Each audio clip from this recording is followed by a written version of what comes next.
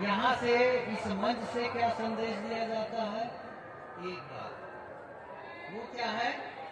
मनुष्य ऐसा जीवन जिए जिससे उसका जीवन सुखमय हो, शांतिमय हो, आपस का प्रेम बढ़े, एक दूसरे के साथ में मधुरता बढ़े। यही सब तो संदेश देते हैं महात्मा लोग। आप लोगों को, हम लोगों को चाहिए कि हम अपने अपने जीवन को इस ढंग से जिए। देखो संत तो बता रहे हैं, रास्ता दिखा रहे हैं। जैसे कबीर साहब जी, पहले कबीर साहब के पहले भी बुद्ध हो, महावीर हो, बहुत से संत महात्मा, ये भारत की बात है, भारत के बाहर भी बहुत से ऐसे ऐसे विचारक संत हुए हैं जिन्होंने मनुष्य के हित के लिए, मनुष्य के कल्याण के लिए, जीवन सुधार के लिए अपनी भाषा में, अपने ढंग से विचार दिए।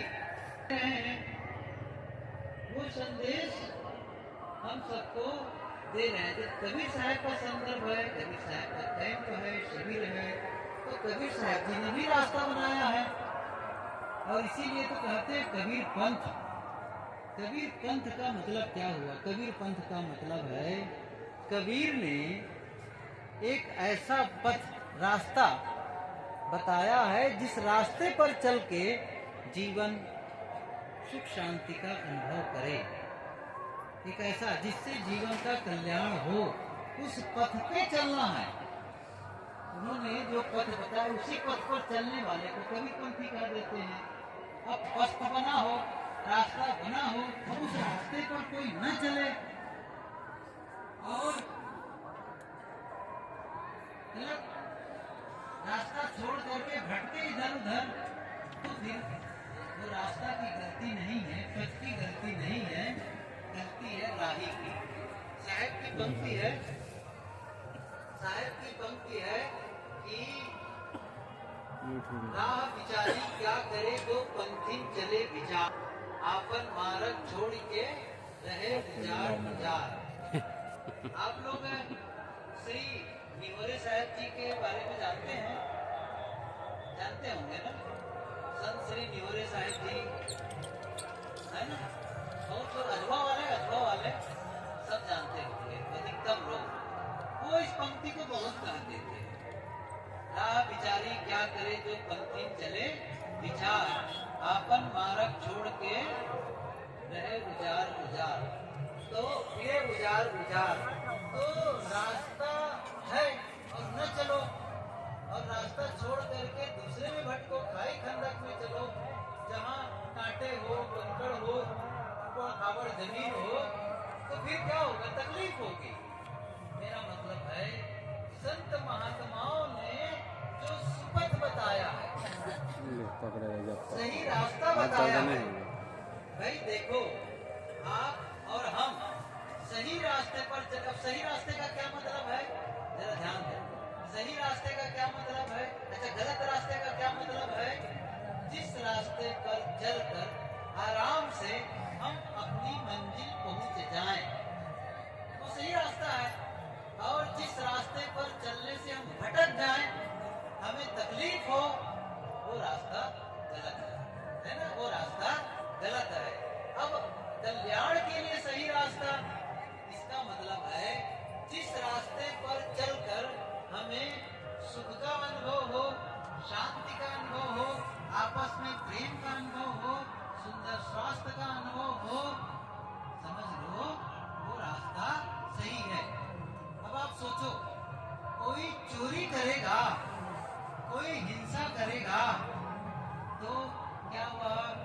चोरी के रास्ते पर चलेगा, हिंसा के रास्ते पर चलेगा, अनाचार के रास्ते पर चलेगा, तो क्या सुखी होगा?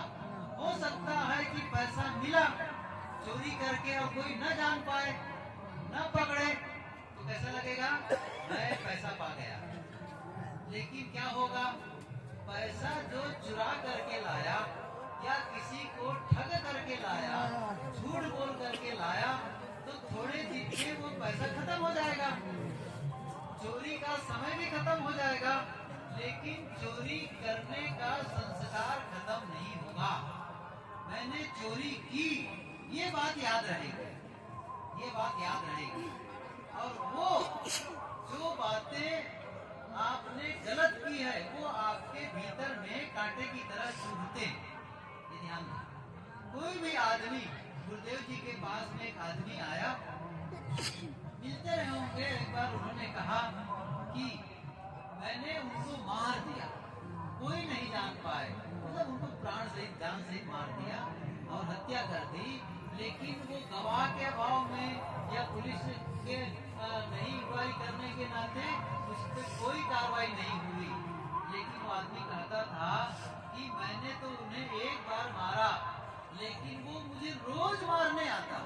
एक जैसे मैं रात में सोता हूँ तो ऐसा लगता है मेरे सामने तलवार लेकर के खड़े हैं, रोज हत्या मेरी करते हैं। देखो कितनी बड़ी बात हो गई, एक बार तो मार दिया लेकिन उसकी तो रोज हत्या हो रही है ना।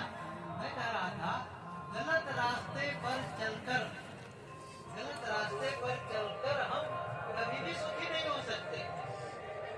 कभी मतलब चोरी करके, हिंसा करके, किसी के को ठग करके, छल कपट करके कोई सुखी नहीं हुआ है।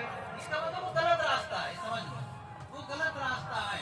कैसे गलत रास्ता है और स्पष्ट करूं, जरा ध्यान देना मैं क्या कह रहा हूँ। मैं कह रहा हूँ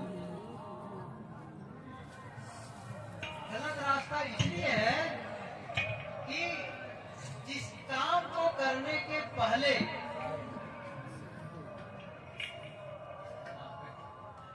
जिस काम को करने के पहले मन में भय हो, मन में भय हो, और जिस काम को करते करते मन में भय हो, और जिस काम को पूरा कर लेने के बाद भी भय बना रहे, वो रास्ता गलत है, वो रास्ता गलत है। कैसे, जरा समझो इस चीज को। ओ भाई आपस में बात कर रहे थे आप लोग, सुनो आप लोग बातें क्यों कर रहे हो? सत्संग करने बैठे हुए हैं, आप लोग बात करोगे तो बंद कर दें क्या? सुनो चुपचाप, सही है। तो देखो एक आदमी है, घर से निकला, कल्पना करो एक आदमी घर से निकला और किस भाव से निकला, आज मुझे चोरी करनी है। अच्छा रास्ते में कोई मित्र मिला और पूछा कहाँ जा रहे हो, क्या कहेगा वो? मैं चोरी करने जा रहा हूँ, मेरे साथ चलोगे क्या? वो बताएगा अभी चोरी करने की घटना नहीं घटी, उसने चोरी नहीं की है, चोरी करने का मन बना, अभी निकला ही है, लेकिन भय है मन में, कोई जान न पाए, कोई देख न पाए, सही है ना। पहले ही भय, जब तक वो चोरी करता है तब तक भय बना रहता है, कोई देख न ले, कोई जान न ले, और चोरी कर लेने के बाद तब भी मन में भय बना रहता है, किसी को पता न चल जाए, है ना, किसी को पता न चल जाए। चोरी करने के पहले भय, चोरी करते समय भय, और चोरी कर लेने के बाद भय, बाद भय।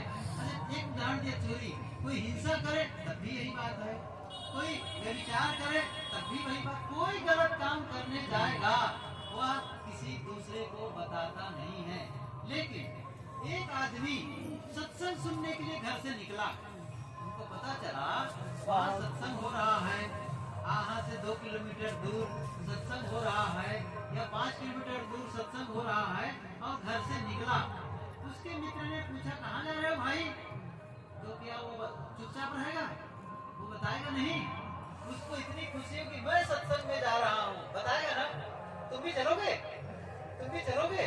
देखो वो सत्संग में जा करके बड़े प्रसन्नता से बता रहा है, दूसरों को साथ में चलने के लिए कर रहा है, और तो अभी सत्संग शुरू नहीं हुआ है उनका, अभी पहुंचा ही नहीं है, लेकिन उसको खुशी होने मिलने लगे, है ना। अब सत्संग करने लगा तब भी खुशी है, सत्संग कर लेने के बाद में भी अच्छे विचार उसके भीतर आ गए तब भी उसको आनंद आने लगा। कोई पूछेगा कहाँ गए थे, कहाँ गए थे, तो क्या मैं सत्संग में गया था। और चोरी करके लौटने वाला कोई पूछे कहाँ गए थे, क्या बताएगा, मैं चोरी करने गया था।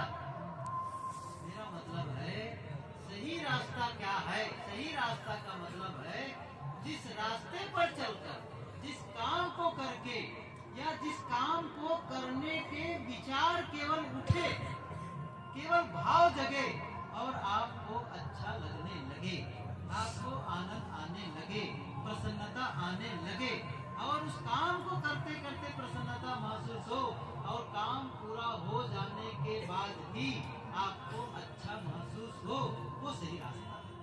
समझ गए? और जिस काम को करने के पहले मन में भय हो, मन में भय हो तो, और काम करते समय भय हो, काम कर लेने के बाद भय हो, समझ लो वो गलत रास्ता। अब सोच लो क्या क्या है वो। मैंने क्या कहा? संत महात्मा यही बता रहे हैं, राह विचारी क्या करे जो पंथी चले विचार। जितने संत हैं वह सतपथ बताते हैं, सही रास्ता बताते हैं, लेकिन हम लोग क्या करते हैं? या तो प्रलोभन में पढ़कर, भय में पढ़कर, किसी चीज को, किसी इच्छा के वशीभूत होकर के हम गलत रास्ता या गलत भ्रम में पड़ करके गलत रास्ता अपना लेते हैं और अपने जीवन को दुखमय बनाते चले जाते हैं, दुखमय बनाते चले जाते हैं। जबकि हमारा जीवन मिला है सुख पाने के लिए, आनंद पाने के लिए, इसके लिए मिला है, दुखी होने के लिए जीवन नहीं मिला है। आप लोग बड़ा मकान बनाने के लिए जीवन नहीं मिला है, केवल बाल बच्चों को पैदा करके उनको पढ़ा लिखा करके बड़ा करने के लिए जीवन नहीं मिला है। जीवन मिला है जीवन के कल्याण के लिए, जीवन में दुख मुक्त होने के लिए मिला है। लेकिन अब संबंध बन जाते हैं, कोई बहुत लोग हैं संसार में, अधिकतम लोग वही लोग हैं जो शादी के बिना नहीं रह सकते। कोई बात नहीं, शादी करो, गृहस्थ धर्म है वो, एक विरक्त धर्म है, दूसरा गृहस्थ धर्म है, वो भी एक सही रास्ता है। अब उसका उद्देश्य, अब शादी किए तो बच्चे हो ही गए, तो बच्चे की जिम्मेदारी हो गई। अभी सुबह टाइम में गुरुदेव जी का प्रवचन सुन रहा था, वहाँ बोल रहे थे बच्चे हो गए, बच्चे मिल गए, उसके लिए कितना खुशी हो रहे हो। कोई पटाखा फोड़ रहा है, कोई वो कर रहा है, कोई उत्सव मना रहा है। साहब ने कहा अरे बच्चे हो गए, जिम्मेदारी आ गई, अब उसको पढ़ाना लिखाना, अब उसको फिर पढ़ा लिखा करके फिर उसकी सेवा, पहले छोटा है तो सेवा करो, उसको बड़ा करो, बीमार हो गए तो अस्पताल ले जाओ, ये करो, बहुत सारी जिम्मेदारी बढ़ गई है। फिर पढ़ा लिखा कर उनका घर बसाओ, शादी करो, फिर उनके बच्चे हो, फिर उनके दुख सुख, कितना सहना है, कितना सहना है। और किसी प्रकार कोई गड़बड़ी हुई तो दुख, बच्चे आपके कहे में नहीं है तो दुख, बड़ा झंझट। यदि कहे में भी है तो ये मन में क्या होता है, कहीं उनको तकलीफ न हो जाए, कहीं कुछ न हो जाए, हर समय। इसलिए कोई खुशी नहीं, हाँ जिम्मेदारी है उसका निर्वाह कर दो, लेकिन ये सोचो कि मैंने बच्चे के लिए ये सब कर दिया, मेरा जीवन सफल हो गया। सफल नहीं हुआ, सफल नहीं हुआ, उससे एक जिम्मेदारी थी आपने पूरी की।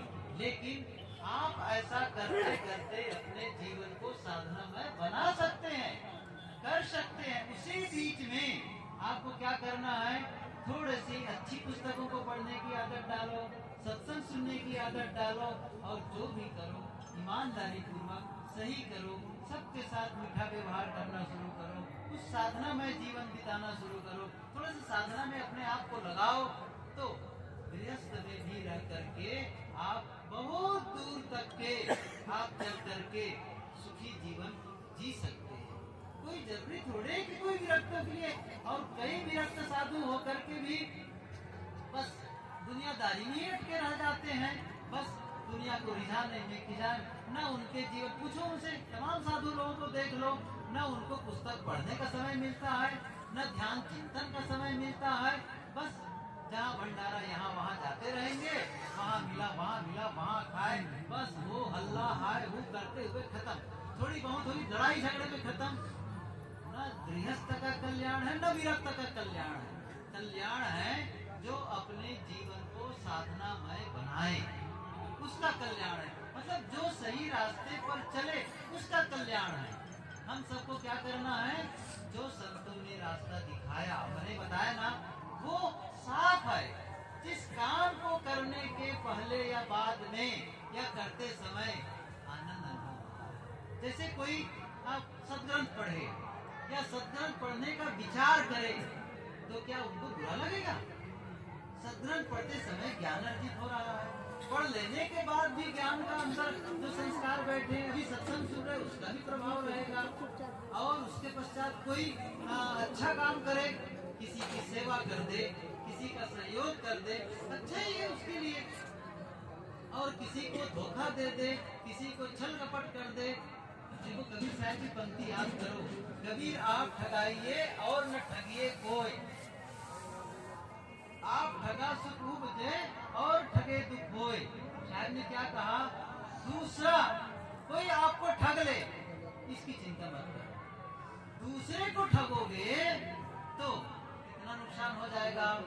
मैंने साहब बताने का मतलब है कि और न ठगिए कोई, आप ठगा सुख उपजे। आपका ठगा के मतलब क्या ठगा गए, कुछ रुपये चले गए, कुछ वस्तु चली गई, कुछ ऐसी चीजें जो ले गए जिसे आप फिर कमा के पा सकते हैं, फिर से पा सकते हो। तो चीजें चली गई, ठग लिया है वो। लेकिन आप जब ठगेंगे तब देखिए कितनी बड़ी घटना घटती है। आप क्यों ठग रहे हैं, थोड़ा सा रुपया मिल जाए, उस रुपये को ले करके आप अपनी आत्मा को बेच रहे हैं, अपने जमीर को बेच रहे हैं। इसका मतलब है रुपया बड़ा हो गया और आपका हृदय कलुषित हो गया। बताओ कितनी बड़ी बात हो गई। आप अपने आप में एक दाग लगा लिए, एक धब्बा लगा लिए, ये बहुत नुकसान करता है। और सच बताऊं ना, सच क्या है, दूसरों को हम ठगते नहीं हैं, हम अपने को ही ठगते हैं। सबसे बड़ी बात ये है, दूसरों को ठगना कुछ धन की हो सकती है, असली ठगाई हम अपने आप की करते। अपना नुकसान, एक सूत्र बताऊं, जब तक आदमी अपना नुकसान नहीं करता तब तक वह दूसरों का नुकसान नहीं कर सकता। ये ध्यान रखना, दूसरों का नुकसान तो आप बाद में करते हैं, अपना नुकसान पहले करते हैं। जैसे एक और दूसरे ढंग से बताऊं, किसी को गाली दे, किसी को गाली कोई देता है तो गाली देने के लिए पहले गाली पैदा करता है भीतर में, गाली को जीता है, गाली को सोचता है। तो जैसे ही गाली सोचा भीतर में, नुकसान शुरू हो गया, नुकसान शुरू हो गया, क्योंकि आपने जहर भरा, अब उसके बाद बाहर जहर उगल रहे हो। तो पहले नुकसान तो आप अपना कर लिए। किसी को ठगने का विचार आया, सोचो, किसी को ठगने का विचार आया मन में, तभी तो ठगोगे, और वो विचार ही आपको नुकसान शुरू कर दिया, वहीं से पतन शुरू हो गया, वहीं से। मैंने कहा, और स्थूल रूप से कहानी सुनाओ पहले आपको, फिर पता चल जाएगा। एक माँ थी, उसका एक बेटा था, पप्पू कह लो नाम, चलो पप्पू कह लो उसका नाम। तो वो करीब 12 साल का रहा होगा, 10-12 साल का। उसने कहा, पप्पू बेटा तुम एक काम करो, जो किचन है ना, वहाँ स्टोर रूम होता है, वहाँ बहुत सारे डिब्बे रखे हैं। आप लोग भी जानते हैं डिब्बे रखे रहते हैं, छोटे छोटे डिब्बे, बड़े डिब्बे, जिसमें सामान रखे होते हैं, अपने दैनिक उपयोग की चीजें होती हैं। तो उसमें सामान रखे हैं, किसी में चावल है, किसी में दाल है, अच्छा किसी में धनिया है, किसी में हल्दी है, किसी में नमक है, किसी में मिर्चा है, जीरा है, और बहुत सारे सामान हैं। तो कई बार डिब्बे छोटे हैं तो एक ही सामान को कई डिब्बे में रखे हैं। अब मान लो कोई भी गृहिणी है, उसको कोई सामान खोजना हो, अब किस डिब्बा में रखे, हर बार डब्बा खोल करके खोल के देखो इसमें क्या है। तो अपने बेटे से उसने क्या कहा, बेटा एक काम करो, ये डिब्बों में जो सामान रखा है, जो सामान रखा है उसके बाहर नाम लिख दो। सामान डब्बा खोलना, सामान देख लेना, और जो लिखा है, जो अंदर सामान है उसको बाहर में या तो कागज में लिख के चिपका देना, या फिर कोई पेंट लेकर के उसमें नाम लिख देना। तो क्या होगा, चावल है डिब्बा में, क्या बाहर क्या लिखा है, चावल, दाल है तो दाल, जीरा है तो जीरा, धनिया है तो ये सब लिखा। अब नमक है तो सब में लिखा नमक ऐसे लिखा। अब चीनी की बारी आई, चीनी, शक्कर की बारी है चीनी की। तो चीनी का डब्बा, कई डिब्बे में चीनी रखे थे, उस लड़के ने क्या किया था, उसमें लिखा। उसके बाद में उसकी माँ जब चेक करने के लिए आई, चेक करने के लिए, ऐसा तो नहीं है कि डिब्बा में सामान कुछ और हो और बाहर कहीं धोखे से दूसरा नाम लिखा हो, फिर मुझे झंझट पड़ेगा खोजने में। तो उसे चेक करना था, जो सामान डिब्बा में नाम वही तो है ना। तो चेक करते करते गई, तो चीनी के डिब्बे कहीं रखे थे, तो चीनी अंदर में चीनी और बाहर नाम क्या लिखा था, नमक, नमक। तो उसने पप्पू से कहा, अरे तुमने चीनी के डिब्बे में नमक नमक क्यों लिख दिया है? तो उसने क्या कहा, मम्मी ये चीटियों को धोखा देने के लिए लिखा हो, क्योंकि चीनी के डिब्बे में नमक लिखा रहेगा तो चीटी धोखा खाएंगे, बचाएंगे नहीं। अच्छा बताओ, ये चीटी को धोखा देना है कि खुद को धोखा देना है? खुद को धोखा होगा नहीं। उस चीनी को जब नमक के डिब्बा देखेगा ही नहीं चीनी है कह करके। मेरा मतलब है दूसरों को धोखा नहीं देते आप, धोखा खुद को देते हैं। दूसरों का नुकसान नहीं करते आप, खुद को करते हैं। मैं एक सूत्र बताते चलूं, वो क्या है, जो हम दूसरों के साथ करते हैं वो दूसरों के लिए नहीं है, वो हम अपने लिए करते हैं। ये नियम है, क्योंकि जो हम किए वो लौट कर आता है, ये नियम है। लौट एक तो कबीर साहब की साखी बहुत प्रसिद्ध है, सुने होंगे, कबीर कमाई आपने निष्फल कभी न जाए, बोया पेड़ बबूल का हम कहाँ से खाए। कांटे का बीज बो करके आप फूल पाएंगे? किसी का अपमान करके आप सम्मान पाएंगे उससे? किसी को गाली दे करके मीठा शब्द पाएंगे उनसे? ऐसा नहीं। इसका मतलब है कांटा बोकर फूल नहीं पा सकते। सही रास्ता क्या है? आप सही रास्ते पर चलो, विनम्रता के रास्ते, शालीनता के रास्ते, और मीठे शब्दों का प्रयोग करें। किसी को धोखाधड़ी न दे। कोई करे, हमारे साथ कोई ऐसी गलती कर सकता है, लेकिन हमें बदला नहीं लेना है। ध्यान रखो। देखो, कभी कोई न्याय नीति की बात हो गई, जैसे कोई जबरदस्ती कर रहा हो, कोई नासमझ पूर्वक हमारे साथ में जबरदस्ती हमको मुकदमे में फंसा रहा हो, तो फिर उसके लिए हमको न्याय नीति का सहारा लेना पड़ता है। लेकिन हम अपनी ओर से स्वयं का भाव छल कपट का हो, स्वयं धोखा देने का हो, दूसरों को तकलीफ देने का भाव हो, उससे हमको सुख शांति नहीं। अपनी संपत्ति की रक्षा करना हमारा दायित्व है। अपनी संपत्ति का हम रक्षा करें, उसके लिए हमको न्याय नीति का सहारा, सरकार का सहारा लेना पड़ सकता है। कानून के दरवाजे खटखटाने पड़ सकते हैं। कोई बात नहीं, करना है।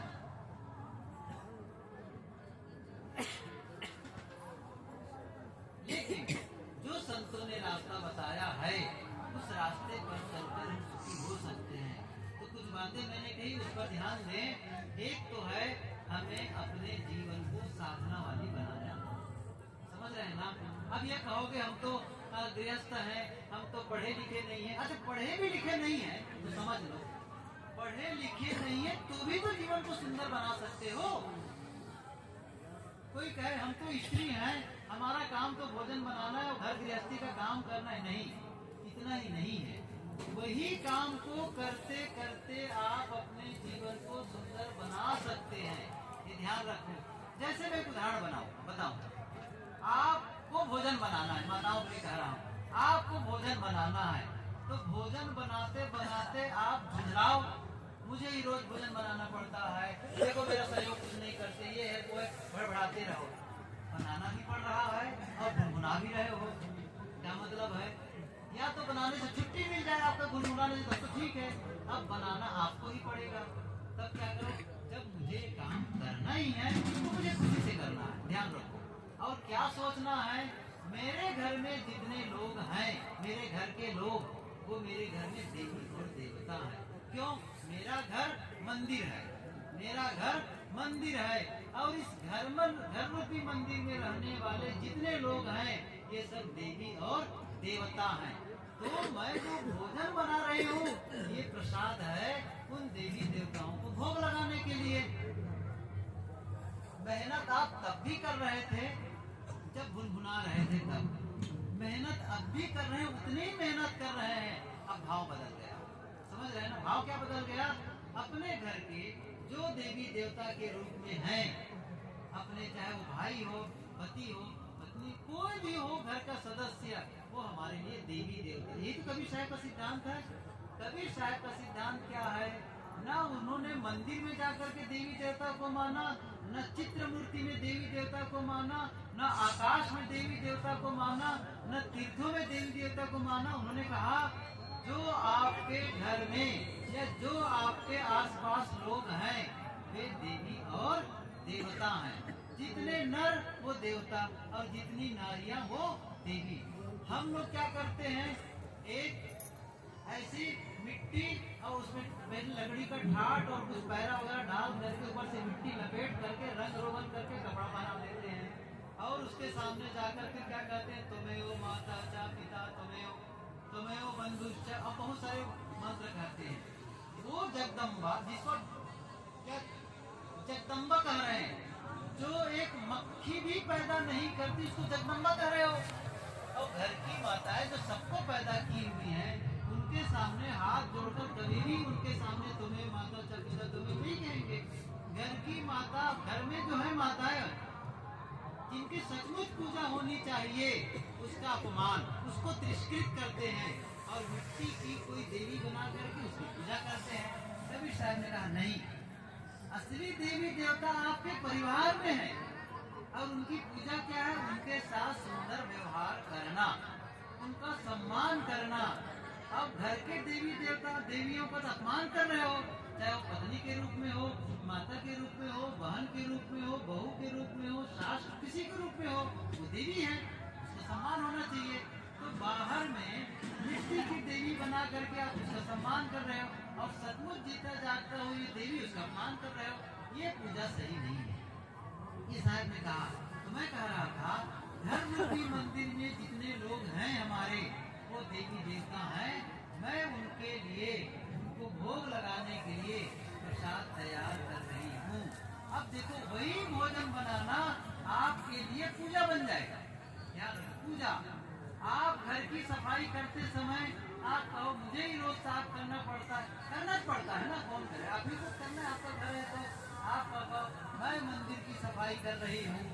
देखो कोई दुकान में जाकर के बैठे, कोई ऑफिस जाए नहीं, मैं ग्राहकों की सेवा करने जा रहा हूँ। जो ग्राहक आएंगे वो देवी और देवता है, मुझे उसका सहयोग करना है, उनके जीवन में समस्या है उसका सहयोग करना है मुझे। जब ये प्रेम का भाव बनता है, देखो आपको अपना पहले विचारे बदलना है जीवन बदलने के लिए। सही विचार, शुभ विचार, कभी भी दूसरों के लिए गलत मत सोचो। ध्यान रखो इस चीज को। दो तीन चीजों को बदलना है, अपने विचारों को ठीक करना है, असली पूजा बता रहा हूँ मैं, अपने विचारों को ठीक करना है, अपने शब्दों को ठीक करना है और अपने कर्मों को ठीक करना है। वो कहते ना मन वाणी कर्मों की पवित्रता, यही तो पूजा है, वही तो पूजा है। अब बाहर जाके पूजा कर लिए और मन में कलुषित भाव रखे हैं, सब शब्दों से गलत शब्द बोल रहे हैं। कबीर पंथी है, कबीर साहब जी ने कहा है मधुर वचन है औषधि, कटुक वचन है तीर, या ऐसी वाणी बोलिए मन का आपा खोए, लेकिन मुंह से जहर निकल रहा हो। कबीरपंथी होने का क्या मतलब है और पूजा करने का क्या मतलब है? ये छोटी छोटी बातें आप कर सकते हैं, तो चाहे आप पढ़े लिखे ना हो कोई बात नहीं, आप अलग से पूजा करते हो कोई बात नहीं करते हो तो मीठा शब्द बोलना आप कर सकते हैं और अच्छा विचार दूसरों के लिए रख सकते हैं और अच्छा काम कर सकते हैं। जितना कोई ये सब करने लग जाए वो सही रास्ते पर चल रहा है, उसका जीवन सुख शांति में होगा, आनंदमय होगा। और जिसके मुंह से कटुता निकलेगी, छल कपट का भाव होगा, जिसके मन में दूसरों को तकलीफ देने का भाव होगा, दूसरे को तकलीफ मिले, बस वही से तकलीफ शुरू हो जाएगी। क्योंकि वही जो तकलीफ देने का भाव है ना, वो बीज है आपके मन में। अभी तकलीफ नहीं दी है भले, लेकिन जो विचार जगा वो नुकसान करेगा आपको, ये ध्यान रखो, वो नुकसान करेगा। इसलिए शत्रु विशाल देव की पंक्ति है, दुख देने के भाव को दिल से दे निकाल, किसी को दुख मिले ये भाव भी ना आए, और आए तो उसको हटा दो, उनका भला हो। मैंने कहा बीच में कि कोई गलत आपके साथ कर सकता है, हमें बदले का नहीं लेना है, क्या सोचना है उसके बारे में, इतना कह दो तुम्हारा भला हो। वो कहते हैं ना भगवान तुम्हारा भला करे, ये पवित्र विचार, समझ रहे हो? अब ये तपस्या है, ये तपस्या है। सुबह ठंडी में जाकर के गंगा नहाना उससे भी बढ़ के है तपस्या। ये क्या, अपने विरोधी के प्रति भी अच्छा विचार रखना, समझ लो, उनके प्रति भी भला सोचना। ये बहुत बड़ी तपस्या है, बहुत कठिन होता है ये काम करना, लेकिन जो करता है उसका जीवन आनंद से भरता है, आनंद से। और साहब ने जो कहा है ना कि आवत गारी एक है उल्टत होए अनेक, कहे कबीर ना उलटिए वही एक की एक गाली आती है। किसी ने गाली दी तो एक आई, अच्छा मैंने फिर वापस गाली कर दी, अनेक हो गई, फिर वो दी, फिर मैंने दी, कहाँ तक जाओगे? होगी तो ना। और साहब का संदेश क्या है? आवत गाली एक है उल्टत होए अनेक, कहाँ कबीर ना उलटिए वही एक की एक। जब आई तो एक, उल्टो मत गाली को, उलट कर गाली मत दो, एक ही रहने दो, खत्म, वहीं पर फिनिश हो गया। कितना बढ़िया संदेश है। लेकिन हम नहीं, कैसे न दें? इतने कमजोर हैं क्या? हम भी जवाब देंगे। अब ये साधन देखो, ये तपस्या है, इसको आप तपस्या मानो, इसको साधना मानो। कोई भी ये काम करेगा तो शुरुआत में हो सकता है मुश्किल लगे, लेकिन जब करता चला जाएगा तो जीवन समझता चला। हम सबको ये काम करना है। तो साहब का संदेश बढ़िया है। अभी श्री पलटू साहब के इधर अखाड़ा है, आए थे पलटू साहब के इधर लगा हुआ है, काम देखे हैं। साहब की वाणी है, बहुत पहले पढ़ी थी, और साहब जी ने एक पंक्ति उठाई थी, तुलसी पलटू हमसे लड़न को आवे सब संसार, वह बोले मैं चुप रहूं सहजे जावे हार। हमसे लड़ने के लिए आए, वो बोलने लगे जोर जोर से, वो बोले और मैं चुप रहा, अपने आप हार के चले गए। ये लाउजी ने बहुत पहले कहा है, मुझे कोई हरा नहीं सकता, कोई जीत नहीं सकता। उसने कहा अच्छा तो कैसे? क्योंकि मैं पहले ही हार जाता हूँ। ठीक है तुम जीते। एक सच्ची घटना बताऊं, आचार्य तुलसी जैन समाज के, आज उनका शरीर नहीं रह गया, लेकिन उनके बाद वाले महाप्रतिनिधि से मिला, आचार्य महाश्रवण से मिला, बहुत अच्छे संतों लोग भी जैन परंपरा के, तेरह पंथ के। तो उनकी पुस्तक में उन्होंने क्या लिखा है, उन्होंने या एक बार प्रवचन में सुन रहे थे, आचार्य तुलसी के पास में कुछ लोग आए शास्त्रार्थ करने के लिए। आचार्य तुलसी बहुत अच्छे विद्वान पुरुष थे, बड़े प्रतिष्ठित थे, बहुत सैकड़ों हजारों उनके साधु थे।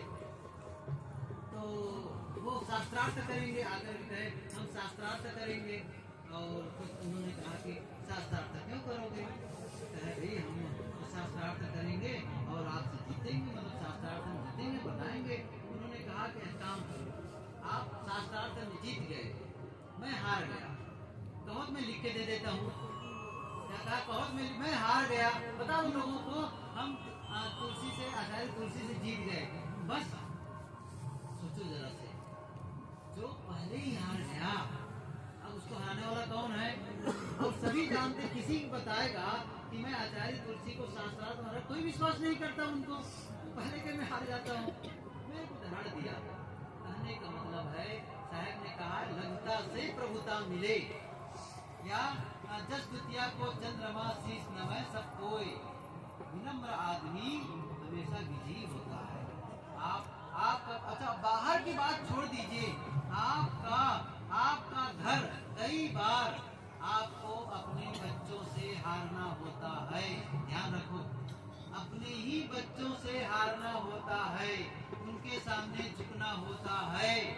हाँ, ऐसा नहीं है कि आप बड़े हर समय, क्योंकि कभी कभी उनकी जिद इतनी होती है, अच्छा ठीक है भैया तुम्हारी बात सही, कहना पड़ता है, समझ रहे ना? इसलिए अकड़बाजी करके आप कभी सफल, आप कहेंगे भैया तो वहां भी तो जरूरत है, वहां भी जरूरत है। कई बार बहू के सामने सास चुप हो जाती है, ध्यान रखो, समझ रहे ना? कहते गुरुदेव जी कई बार कहते थे कि सास बहू आए, तो मैं कई बार विनोद में कहता हूँ, अच्छे साहब बहू आई, मैंने कहा बस आज तारीख से तुम बहू बन जाओ, इनको सास बना दो। वो हंसती है, तुम बहू बन जाओ, इनको सास बना दो, बस।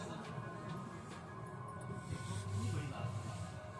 एक शादी हुई, बहू आई घर में, तो उनकी सासू माँ एक संत से मिलने गई, चलो संत से मिलने जाना है, तो संत के पास आशीर्वाद देने चलना गए। और संत के पास जाकर कहे कि मुझे समझने कौन नहीं, क्या है?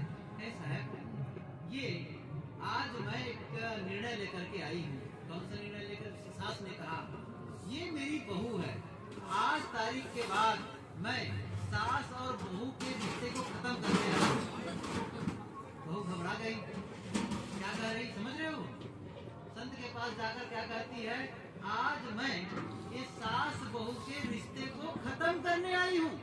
अभी शादी करके आई, घर में सास के साथ में आई, और सास क्या कर रही है, आज मैं सास और बहू के रिश्ते को खत्म करने आई हूँ यहीं पर। मैंने कहा क्या कर रही हो? क्या मैं सही कर रही हूँ? तो बहू भी घबरा गई। तो उसने कहा अच्छा तो क्या चाहती क्या हो तुम? उसने कहा बस ये रिश्ते खत्म, मतलब कौन सा रिश्ता चाहती हो? आज से हम सास बहू नहीं, ये मेरी बेटी है, माँ बेटी के रिश्ता बनाना चाहती है। क्या कहा? माँ बेटी के रिश्ता बनाने के लिए आई हूँ और सास बहू के रिश्ते को खत्म करते हैं, अर्थात ये मेरे घर की बेटी है। अब इसमें कौन से आपको पढ़ने लिखने की जरूरत है? क्या नहीं किया जा सकता है? वही व्यवहार करो अपनी बहू के साथ जो बेटी के साथ करते हो। ये तपस्या नहीं है क्या?